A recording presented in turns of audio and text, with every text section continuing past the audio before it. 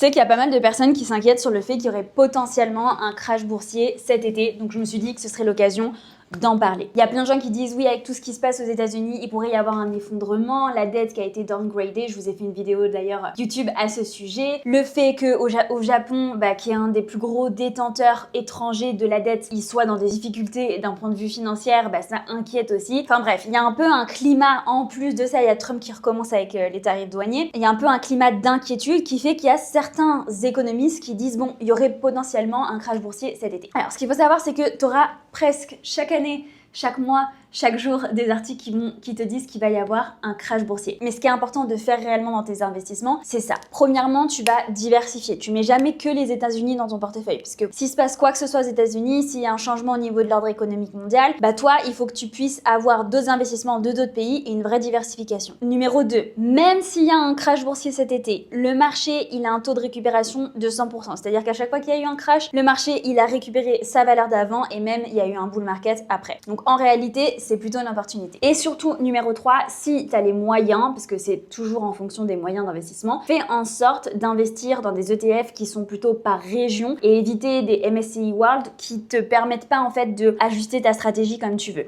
Bon, ça, c'est vraiment optionnel, c'est quand on a les moyens. Si t'as pas les moyens, un MSCI World, ça fait très bien l'affaire. Mais en gros, il n'y a pas à s'inquiéter, essaye pas de timer le marché, commence à investir et à faire tes investissements de manière réfléchie et stratégique et je peux t'assurer que tu pourras avoir de bons résultats.